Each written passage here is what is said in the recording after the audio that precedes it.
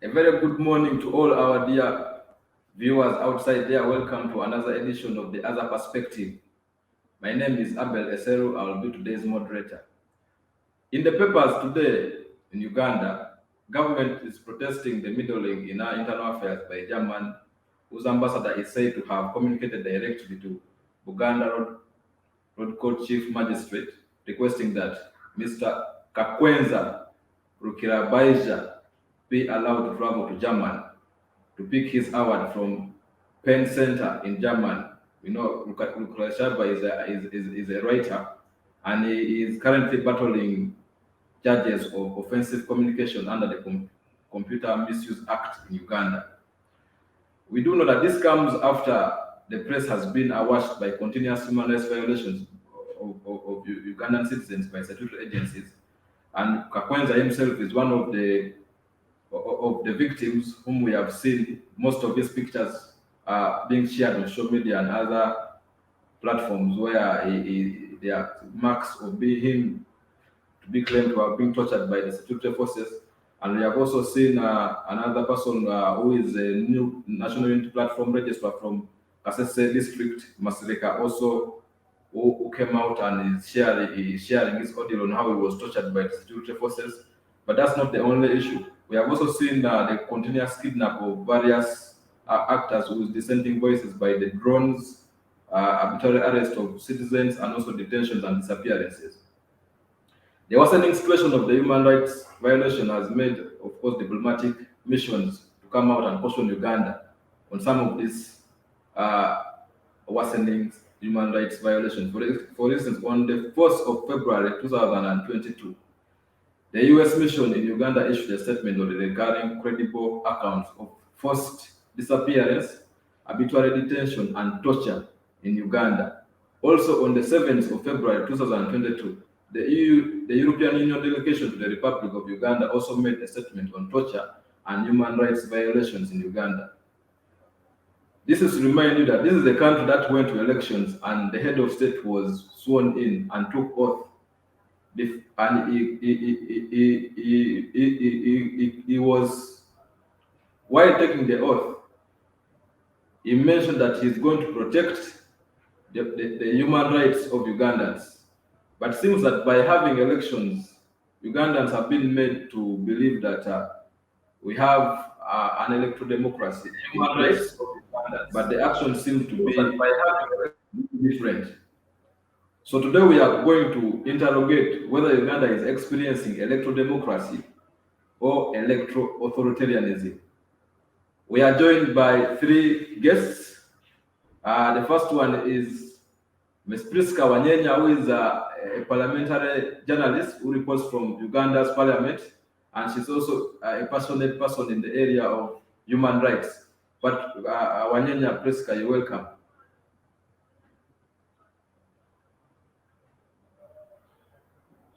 I'm glad to be here again. Wanyenya, Priska, you're welcome. And we're also going to be joined by Mr. Henry Muguzi, who is a passionate person on the areas of human rights and also is an expert in the field of electoral democracy. So he's going to give us his perspective on whether Uganda is really experiencing electoral democracy or we are under electoral authoritarianism. So, Mr. Henry, you're welcome to the show. Thank you, Abel. It's an honor for me to be here always. And my greetings to the viewers out there that have spared the time to join in. Thank you. Thank you, Henry. And lastly, we shall have a youth activist in politics, Mr. Gerald Coraneza. You're welcome to the show.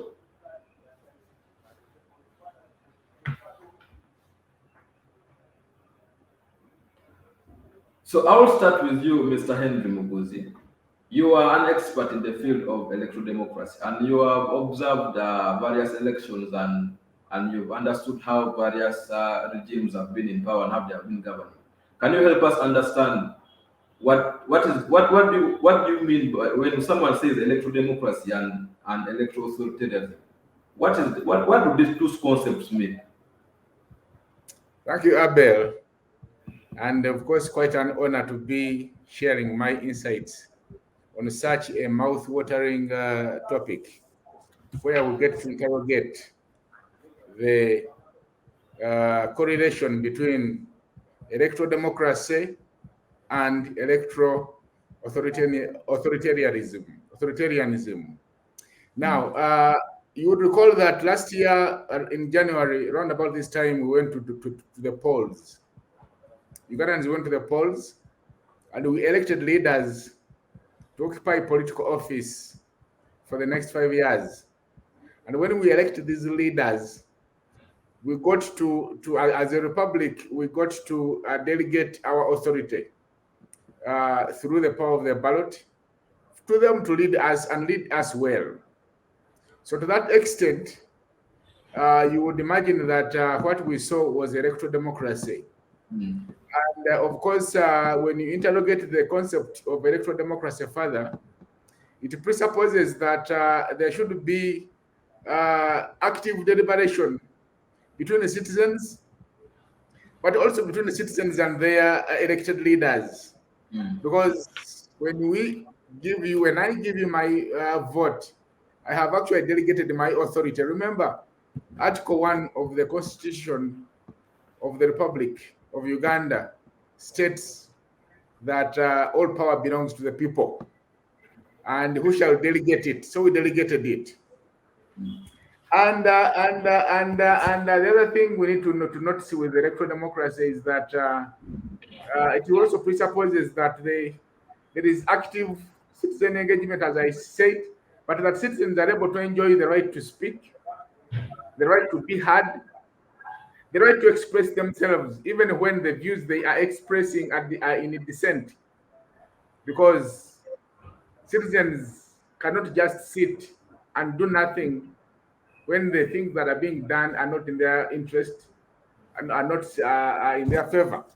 So under democracy, you do expect that to happen, that people would come out and speak and do so freely, express themselves, assemble, and these are the foundational tenets of democracy. But what we are seeing today is to the contrary. It does seem, therefore, that the election we went to in 2021 was rather procedural than substantive. What I'm saying is that we did the election for the sake of having the election.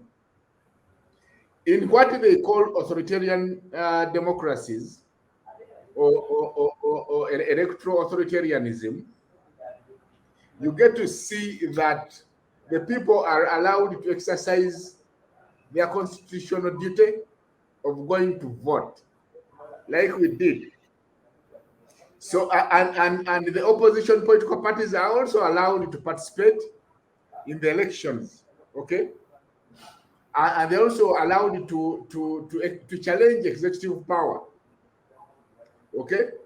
So, but that is all that happens, because when they go to challenge executive power, there are limits beyond which they cannot go. Under electoral authoritarianism, the incumbent government or the incumbent leader or leaders would always try to use state institutions to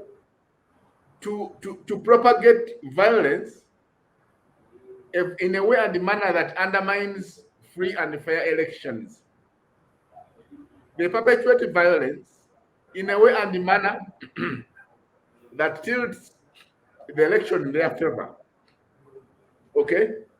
Now, the human rights of citizens that are supposed to turn out and vote are violated with ease.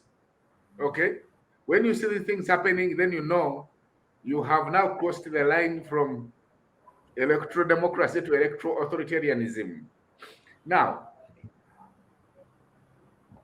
the question is, where are we as Uganda? If you look at what is happening, if you reflect on the nature of the campaign process we went through, which, as we said, was characterized by excessive securitization and militarization, presidential candidates being denied, access to their campaign venues, even when the Electoral Commission had okayed their campaign programs.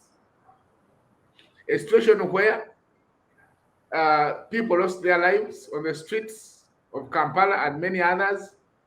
If you look at what has happened after the newly elected government was sworn in, the disappearances you talked about in the intro, the detention without trial, as we are seeing it happening with the two honorables that come from the opposition National Unity Platform Party, the kidnaps of citizens, the torture we have just seen a couple of days ago, the concerning images of the back of a one Kakwenza Rukirabashaija, whose back has been battered, tattered, and tattooed using canes and whichever substances they used. This level of torture is one of the necessary concomitants of what we call electoral authoritarianism. When you look at how the leaders of the people are being treated, and in this particular case, I'm referring to the councillors of KCCA who were kind of expressing their dissent, and they ended up at Kitalia. If you look at how the people that have opposing views are being treated, you cannot help but ask yourself, are we experiencing electoral democracy, or are we experiencing electoral authoritarianism? And the question is simple. It does seem, therefore, and if you hear the talk on the streets of major towns, but also the undertones from the rural areas, there does seem to be a convergence of thinking that actually the country is experiencing what you can call electoral authoritarianism. Back to you, Abel. Thank you so much, Henry. Gerald, you have just had Henry share his insights, and he points out to an aspect of competitive electoral authoritarianism where citizens are allowed to go and vote. Political parties can also participate in elections, but there are limitations on certain things that they do. So you, as a student who studied political science, I want you to help us understand and give us that background. Where did this aspect of or concept of electoral, when did the concept of electoral authoritarianism start? Thank you so much, Abel, for that very great question. Electoral authoritarianism is traced back in the post-independence, when African states started, organizing themselves, through elections. So these leaders have now gotten or have seen elections as an opportunity of entrenching themselves. So we see electoral authoritarianism coming up in 1960s after African states are getting, independence. And there are these leaders who have been emerging, and they organize shamble elections where transparency, the free and fairness, where the states themselves actually they are the proponents of violence against or opposition parties. They do not respect the will of the people. So electoral authoritarianism or competitive authoritarianism regimes have been there since 1996. 1960. You saw what Museveni, did in 1980 after elections He claimed that they were rigged. He went to the bush. Of course, it is very hard since then for a president to leave power through elections. We see some kind of bit of electoral democracy emerging in 1990s, 92, where at least from then we've seen at least African governments changing,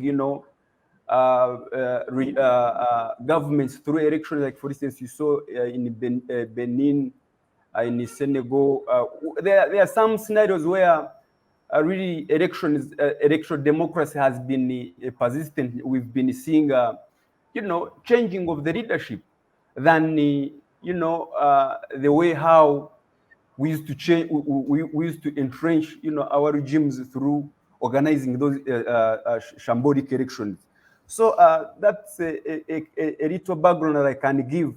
But I want to make it categorically clear that in electoral authoritarianism, this is where we find benevolent dictators organizing periodic elections.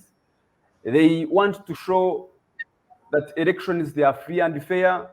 They want to use state institutions to perpetrate, violence against the opposition. So the respect of human rights. We've been seeing all of these ones in African states. So I think we need to do a lot when it comes to respect of the rule of law, organizing a credible elections, and where the will and the civic participation, participation of citizenry in their matters, in their affairs, is really respected. That is my take, Abid. Thank you. You see, in the past elections, the Electoral Commission has been struggling with the low voter turnout, and when you look at the trend, I think SEDU did a big job during the 2016 elections. They invested in a lot of voter education that helped try to get people to go to the ballot. As opposed to the 2021 elections, there wasn't much voter education and voter turnout. But I think the turnout was helped by the NOP wave, that people saw some hope. And I don't know what the trend is going to be in 2026. I do hope that things improve, but by the state of things, so the future appears to be bleak. But when you look at yesterday on Twitter, there was a space that was hosted by a journalist, Solomon Serwanja, who was at NBS, and at the same time there was also a space hosted by Robert Kabushenga, who was a former CEO. And Robert Kabushenga was talking about the oil sector, how Ugandans can tap in, especially the youths. While Serwanja was talking about the torture, he was supposed to have Kakwenza on the show, but Kakwenza the doctors advised him to take a rest. But when you look at the numbers of people who were tuned in Serwanja's space vis-a-vis the business perspective, it would really give you a glimpse of what was taking place, because at the time somebody took a screenshot, Kabushenga's space had about 300 people, the other space had over 2,000 people. That was at the start. So the numbers on the other space that was discussing torture had shot up, and so that gave you a glimpse of what is taking place in society, because someone even commented, was like, now everyone wants to know how to survive, because when people compared the torture that Kakwenza went through, his narration, most people, the reaction of most people were like, I don't know if I would have made it alive out of that place. And so right now, at the moment, everyone is they are actually seeking for tips from Kakwenza on how they can survive when you're into the torture chambers. But when you listen into the clip of Kakwenza, he says that when he was picked from his home, he was picked with 20 soldiers, but he was picked as Kakwenza alone. But after reaching the torture chambers, he kept on saying, we. And I think the, the, the journalists made an oversight not to ask him who are the we's, because you are picked home alone as Kakwenza, but you reach there and you start saying we. That means he found other people there and probably he left them there. But probably you can excuse the journalist because for not asking who are the we, because he might have been overwhelmed by the narration of Kakwenza. But and for me as a journalist, yesterday at Parliament, following the opposition strike and everything, finally government tabled a statement, but that was, as I'm using the language of a journalist, it was unquotable. There was no quote that you would pick because it was presented by the minister, the acting minister of finance of constitutional affairs, and that was because they were simply talking about the basic things. Torture is not a language of government, the position of government and everything. Then they said that he said at the end, he said that the state has finished investigations into what? Into the Segerinya's case, and they are ready to start the prosecution. Basically, that was nothing new. But during the LOP the LOP made a press conference, held a press conference before the plenary, and he said for them they have finished speaking what they wanted.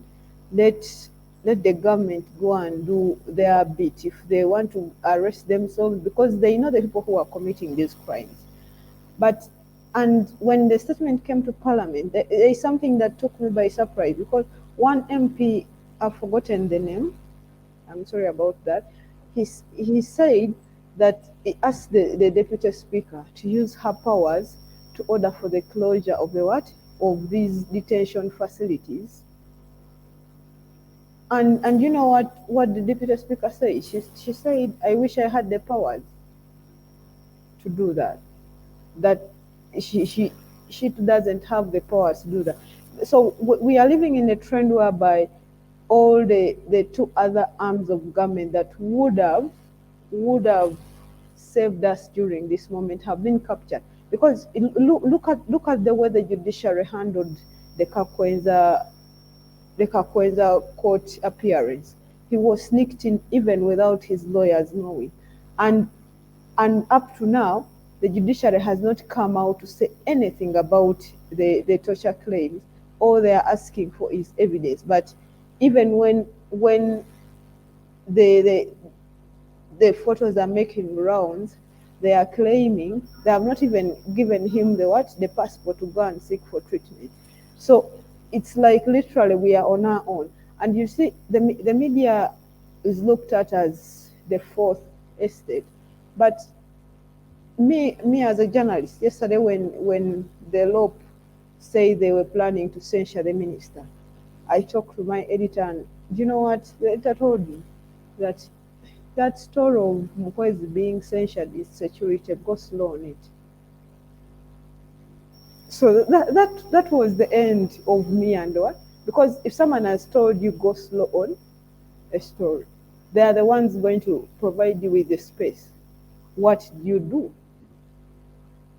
So they are already telling me. So even right now, all the arms, like the parliament has been captured, as well as the judiciary and so we are basically on our own. But what I want to tell people is that we cannot keep quiet, because all of right now we are all living our lives on tenterhooks. When we leave our homes, we do not know whether we are going to make it back, or even when we are leaving, we don't know whether we are going to reach our destinations.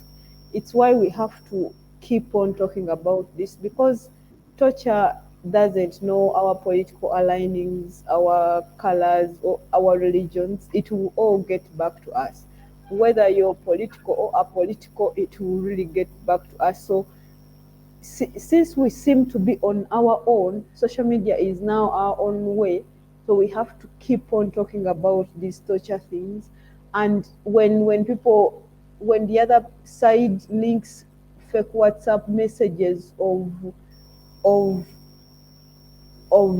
Kakwenza hiring doctors to tattoo his body, we have to point out those mistakes, and we say WhatsApp messages, when it's an unregistered number, it starts with a code. We have to point out those things so that they know that even if they are trying to fight back with fake messages, they have to do it in a smart way. But we don't have to go down without a fight when it comes to torture.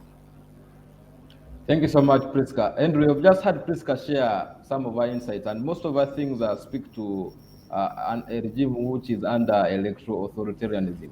So I want you, as an expert in the field of electoral democracy, to try and explain to us why are we having a shift from electoral democracy to electoral authoritarianism in most of the regimes in Africa, Uganda inclusive. Thank you, Abel. Of course, Priska, thank you very much for always hitting the nail on its head. And of course, also reminding us that we are a country under captivity. State institutions have been captured and subjected under the control of one man. The media is in captivity. The private sector is in captivity. Religious leaders have been co-opted. Cultural leaders co-opted. Pretty much the whole nation is in captivity. Civil society is in disarray. The citizens are in fear. Pretty much the whole country is in captivity. Now, you spoke about the minister who comes on the floor of parliament and says, torture is not a language of government. This is not us. We shall investigate. How can the hunter hunt himself? Of course, I just remembered the words of Machiavelli. We always refer to Machiavelli when we are interrogating subjects like these ones. And Machiavelli, and I'm going to quote this almost ipsis verbis, and it is Italian. In The Prince, there's when Machiavelli says, non judicata aioc, judicata alemani. What it means is that do not judge them by their looks and the beauty of their eyes and their faces.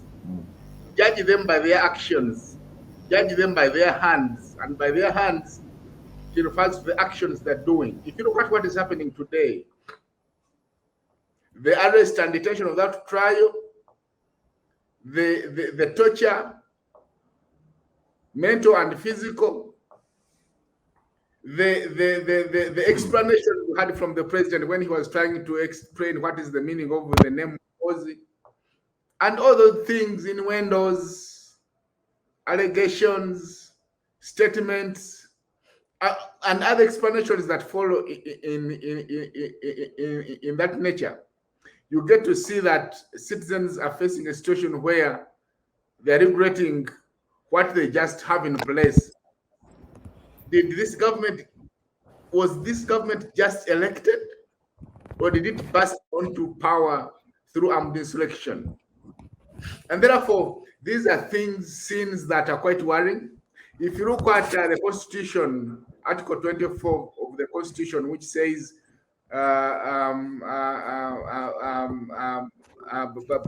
which talks about the freedoms and torture, but also if you look at Section 3, subsection 1 of the Prohibition and Prevention of Torture Act of 2012, which states that no person shall be subjected to any form of torture or any form of cruel or inhuman or degrading treatment or punishment And then you look at the people who have just elected, using the power we have delegated to them, or have we even delegated to them, or they grabbed it? And they're behaving in a way and manner that instead of protecting the very citizens they're supposed to serve and protect, they now have become the hunters. You have a government whose state operatives are committing atrocities, or can we call them barbaric acts, on their own citizens instead of protecting them. You have security forces that are behaving as if they were militia forces. You have people being arrested in unconventional manner, yet they have the legally admissible ways of arresting. Then people are being kept in ungazetted areas when they have gazetted areas. Why do we have a government that is behaving in a way and manner as if it just seized the power through a military coup or military insurgency? All these are pointing at one thing, that what Uganda is experiencing today is electoral authoritarianism. And of course, under authoritarianism, electoral authoritarianism, there will be moments when leaders will try to disguise these kinds of things. But I think the situation is worrying, and I am happy that this matter has become of serious concern to quite a number of stakeholders, including the international community. Now, I also I think that these times are not good times. We are in a way in a time, like Priska has said, when you don't know who is next. Okay, you don't know who is next. You don't know whether you should just keep your mouth shut, because even those that keep their mouths shut get to be kidnapped, and they have disappeared. When you go to the countryside, you hear cries of parents, sisters and brothers, or children who have lost their loved ones. They have disappeared. A group of unknown people came in vehicles that do not have license number plates. They kidnapped them, and nobody knows who they are, who they are, where they are. And the government we just elected is looking on, and this is being done under the very noses of this government. Should we therefore think as the electorate that the government in the power does not know who are these people, who are these people that are committing atrocities?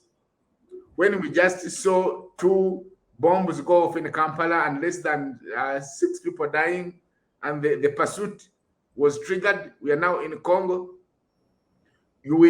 Are they trying to tell us that the government does not know who these are? Is it possible that they can do this and nobody knows? And whose orders are they following anyway? So I think these are not good times. I think the citizens are failing to understand what kind of government they have voted in place. But I also think that they're failing to draw the distinction between this government and the previous ones, which we thought were more barbaric. I think the discussions that will ensue and continue to ensue in media platforms, but also within the citizenry in different parts of where people convene, are discussions that are pointing towards a worrying situation. Back to you, Abel. Thank you so much, Henry. We are going to go for a brief. I want to add something before on what Henry said. Sorry for the interruption. Okay. When Henry talked about the worrying situation, and he said that we do not know whether we should shut up or not, I think it's, to my only perspective, I could be wrong or not, I think it is better for you to always speak out, because when you do speak out, society knows that you do exist, and that is how they can come in to fight for you. And Henry pointed out the fact that we do not know whether you keep quiet or you talk, the chances of you being kidnapped also, we are almost on the same stakes. So when you listen back to Kakwenga's interview, he said there were many people that he found there, and and he left. That is the same thing that Kiza Aaron, his lawyer, had said. But they do not have people to speak for them. So probably if Kakwenza was just an author who was not probably so prominent on social media, or just like we can call them the PhD authors, the quiet ones, we do not know whether he could have made it out alive. So I think speaking out is the only option that we have, so that society gets to know, does not forget that we do exist. Thank you. Thank you so much. It's always good to be courageous and speak about all the ills that happen in society so that we can be able to fix them. So we are going to go for a brief break, then we shall return.